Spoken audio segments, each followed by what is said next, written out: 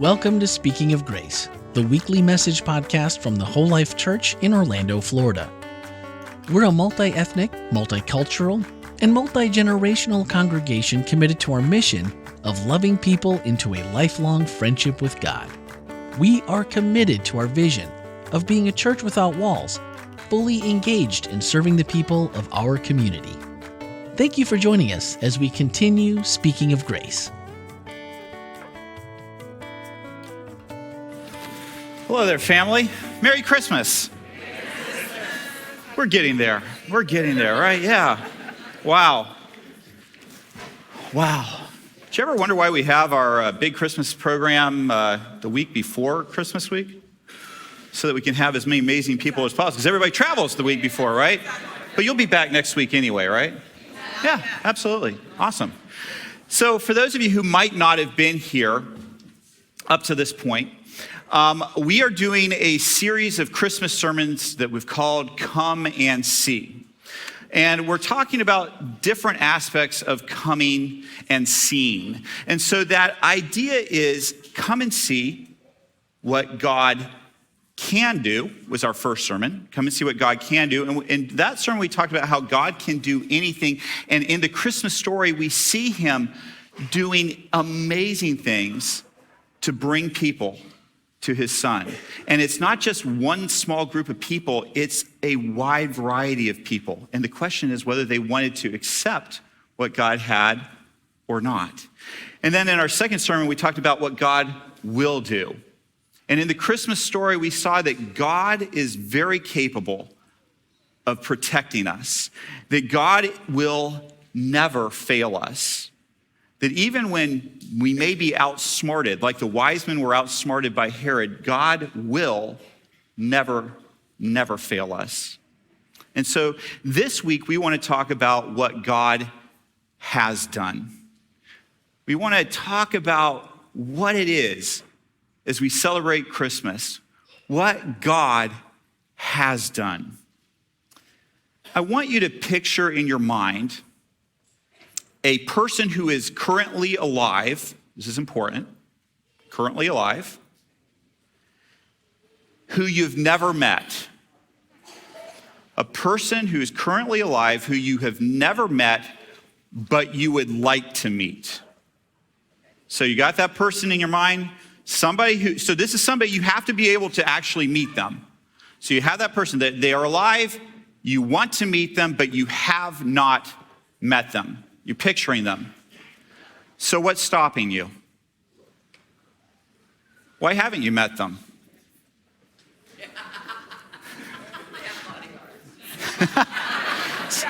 Did I hear restraining order? No, sorry. What they really said was bodyguards, but so can I take that and use one word? Access. If there's somebody that you really want to meet and you haven't met them, usually the reason why you haven't is because you don't have access to them.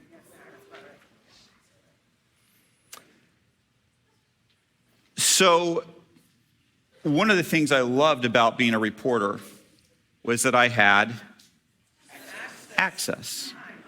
Yeah, back when the years that I got to be in radio and television news, one of my favorite things about it was that I had access. I had the governor's phone number on my phone. I could call whenever I needed to. Didn't mean he'd answer, depending on what was going on politically, you know what I'm saying? But the point was I had access. And you'd say, okay, Ken, but you were a reporter on the little tiny island of Guam out in the Western Pacific. Nothing interesting is really happening out there. Au la contraire. There are two massive military bases there, huge. So we had a ton of celebrities and political figures that came out to entertain the troops, to visit the troops. We had a lot of people that came through, and I got to check a couple bucket lists for me of people that I really wanted to meet. Access is an amazing thing when you have it. I've never had that kind of access before, and I haven't had that kind of access since. For whatever reason, they don't pick up my phone anymore when I'm calling. But there's another thing that will sometimes keep us from having access. This is usually to a different group of people. It's the people that we don't want to have access to. It's possible for us to really misread people. Can you think of somebody that you really thought was somebody you would not want to have anything to do with, and then you actually spent some time with them and you're like, man, they're cool. They're completely different than what I had imagined. So I want to combine those into one story for you. I got a phone call from my news director.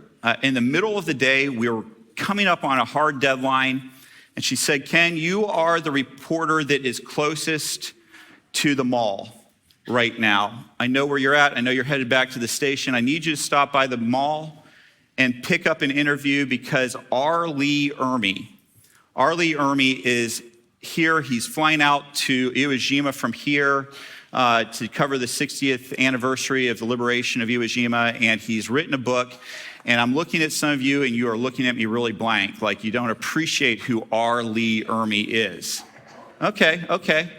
I'm here for you. I want you to understand who R. Lee Ermey is. If you don't know who R. Lee Ermey is, I'll show you.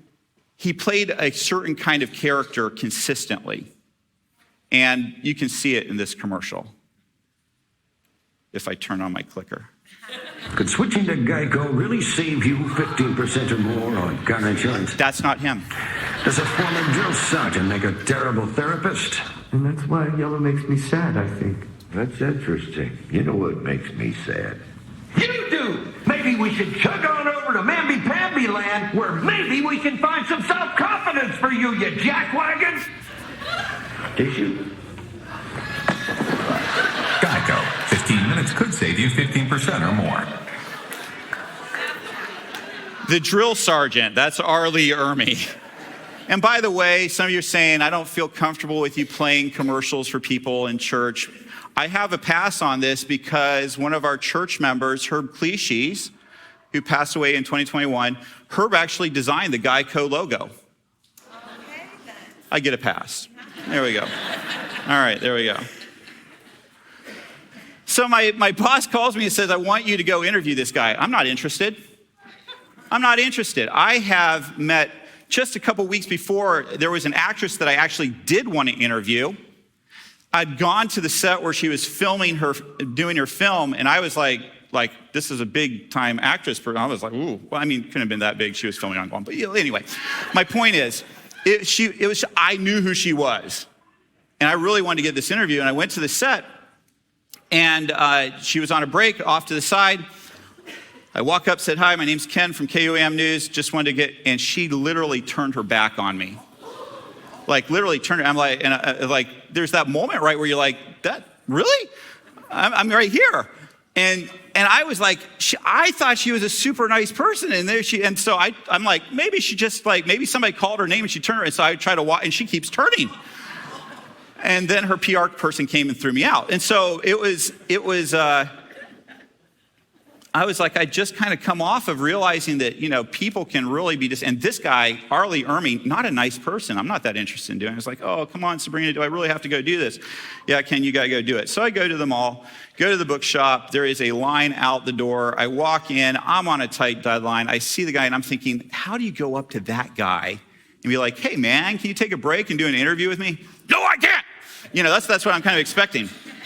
So but I'm a reporter. I get paid to do this. So I walk up to him and I said, hey, Mr. Ermey, I was just wondering whether or not you might be able to do an interview with me. I'm with the local television station here, and I'd just like to do something really quick with you. And he said, son, there's a long line of people here that have been waiting for me to sign a book for them. And if you don't mind, if you just wait, I'd be more than happy to do an interview with you once I get through this line of people. And because I was scared of him, I said, yes, sir. But the thing is,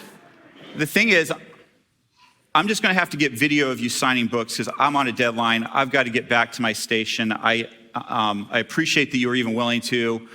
Please don't hurt me. And I start to back away. And he looks at me.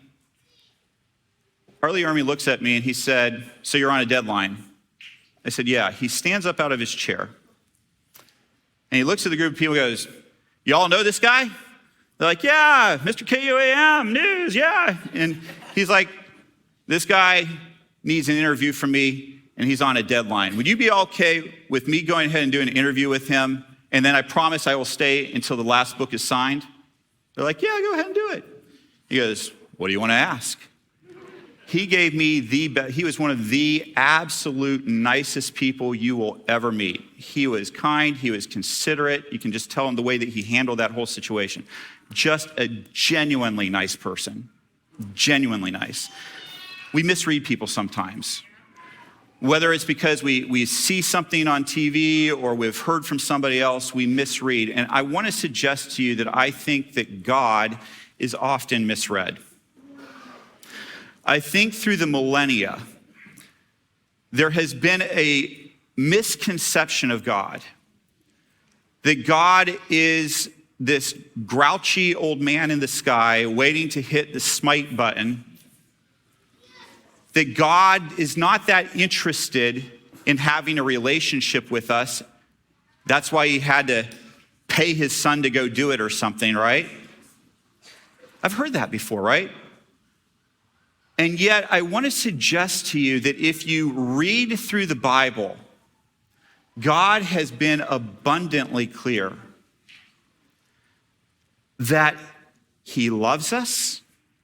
And he wants us to understand that we have access to him. But we get confused. We think we don't have access. And we think that even if we could get access, we'd have to, there'd have to be some pretty massive changes for that to happen. I mean, look at the Garden of Eden at the very beginning, right? God immediately makes it clear to humanity that he wants us to be in relationship with him because that's what access is about. And he gives us access to him. So he doesn't just create this world and wander off into the cosmos. He creates a garden. He puts Adam and Eve in it, and he spends time with them in that garden daily. There's some of you who have some pretty big jobs in this room. You're very busy people. None of you are as busy as running the universe. And yet that God said, I'm not too busy for you. And so God is in the garden with them, and Adam and Eve, they've just one thing, and they can't do it. They don't trust God. They don't believe God. And so they go and do their own thing. And God never comes and visits them again. Except that's not how the story goes. How the story actually goes is they disobey, they do the wrong thing, and then they go and hide from God. But God comes looking for them. Genesis 3 tells me that Jesus walks in the garden, that God walks in the garden saying, where are you? He knew where they were. It was them that was hiding from him. God didn't withdraw from them. They withdrew from God. And when God finds them, he takes care of them. He takes care of them. In spite of the mistake that they've made, he looks out for them and loves them. And if you keep on reading through Genesis and Exodus, you start seeing a story of God trying to get across to his creations that he wants to be with them. You see it in his interactions with Abraham. You see it in his interactions with Jacob. You see it when it comes to Moses taking the children of Israel on a 40-year camping trip.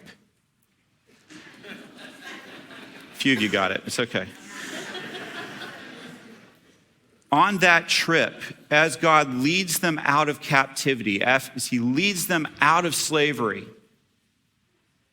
as he does that, He goes before them in a pillar of fire by night, cloud by day, leading them. But that wasn't enough for God. On a mountain that was quaking, fire, and they were terrified. They're like, Moses, you go talk to God. That's scary. And God says to Moses on that mountaintop this, make me a sanctuary that I may dwell in their midst. The ultimate access. The ultimate access. Do you realize when God asks for a home to be built for him with his people, the children of Israel, and he's doing that, he has them put it right in the center of the camp. In the original language that this was written in, that word midst conveys at the core, at the center. In other words, God wanted to be so close, he couldn't get any closer. That's how close God wants to be to us right now. He wants to be in our midst. In one of the videos that we showed you earlier, we asked, why was Jesus born a baby? Why didn't he just come full grown? Why was he in a manger? Why was he born to parents who were in poverty? And can I just suggest to you that the answer comes back to the word access. If Jesus had been born to a wealthy family, who would have had access to Jesus? If you have the means, let me just ask you this. If you were really wealthy, and an angel came to you and said, you're going to go ahead and conceive a child, which will be God. If you're wealthy, you're going to start building an even larger wall around your house. You're going to move to a safer place. You're going to hire bodyguards because God has just entrusted you with himself. You're going to use your means to protect that child, to keep access out. And so God came to two parents who could not protect him from a world that he wanted to have access to him. God was born in a manger so that not only the wise men could visit him, but the shepherds, the lowest person on the hiring grid, that they could visit as well at his birth. God was sending a loud and clear message that he wasn't joking when he said he will be God with us. God not near us, not a God with us. It was a loud and clear message to the people in his time, and it is a loud and clear message that should be coming through to our time too. God wants to not be close to you. He wants to be in your midst. Jesus told his disciples prior to his death, unless I go away, the Comforter cannot come to you. Why is that important? Well, the reason it's important is what Paul tells us right here. This is the secret. Christ lives in you. In other words, when Christ left, his Holy Spirit came and now lives in us. So Christ isn't just with us, close. If you ask, he's in you. It doesn't get any more intimate than that. The God of the universe wants to have space in the core of who you are. Remember, before you understood that, remember that at that time you were separate from Christ, having no hope and without God in the world. But now in Christ Jesus, you who previously were far away have been brought near by the blood of Christ. For he himself is our peace and broke down the barrier, the dividing wall. God has done everything God can possibly do to remove the barriers so that you can have access. And he came and preached peace to you who are far away and peace to those who are near, for through him we both have our access in one spirit to the Father. You see, the Father didn't want Jesus just to come and, sometimes, if you're a boss, you might send somebody to do a job you don't really want to do, And sometimes that's the picture we have, right? God the Father sends Jesus because he didn't, God the Father's kind of annoyed with us, to be honest with you, but Jesus is long-suffering, compassionate child. Is like, come on, Dad, calm down. And yet, if you really want to understand who God is, you understand that God didn't send Jesus because he didn't want to be here. He sent the very best of himself. You cannot send something more precious than your child. God sent Jesus, part of himself, the best, so that not only would we have access to Jesus, but that we would have access to the Father and the Holy Spirit. Access. Access matters. Jesus is our proof that God loves us. There are a few of you here today who you know God loves you. You've heard it. You've been told that you have access to God. You may have even accepted God, but you are not using that access. You're not using the access that's been given to you. Imagine right now what would happen. Just think, you thought back to the very beginning, that person that you have never met before that's alive. They call you up on the phone and they say, hey, want to come over to your house, want to spend the day with you. And you're like, thanks, but I'm pretty busy at this time of year. The God of the universe has granted you access. And the question is, do you want to take advantage of it or not? And here's the thing. If you haven't been taking advantage of it, I'm not here to shame you. I'm just here to say, remember, you have access. Use what you've been given. Now, there's a few of you here right now who are thinking, well, happy for all these Christian people that I'm around. I think I cleaned up well enough to show up in church today. But it's nice that the pastor's saying that I have access to God, but there's a couple things that I'm going to have to do because I'm pretty sure they're in the way of me having access to God first. When we sing, "Oh, come all ye faithful," you're like, not in that group. When we say, "Come and see," you're like, yeah, I get it, but I got some work to do and I'll get back with you. Or maybe you think it's just too much work to do. There's no way. Family, let's not forget this verse. But God demonstrates his own love toward us in that while we were still sinners, Christ died for us. Christ was born for us while we were still sinners. So if you today don't characterize yourself as faithful, if instead you characterize yourself as unfaithful, God invites you to come and see that the faithful and unfaithful are equally given access.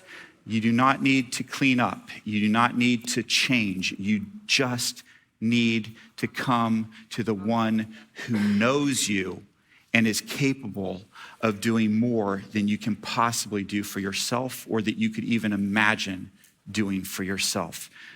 Come and see. Come and see what God has done. Hi, this is Randy McGray, podcast producer and host here at Whole Life Church.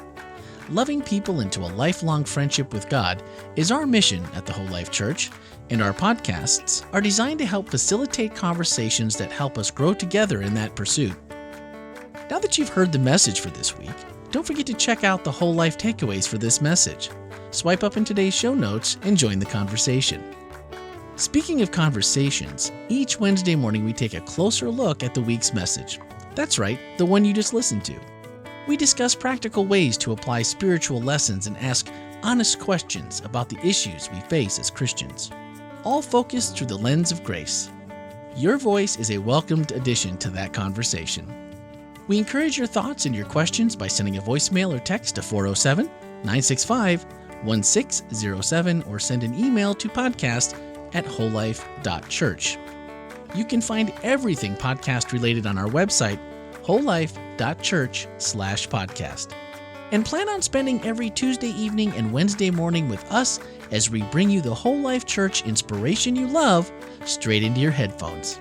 Thanks for listening and have a great week.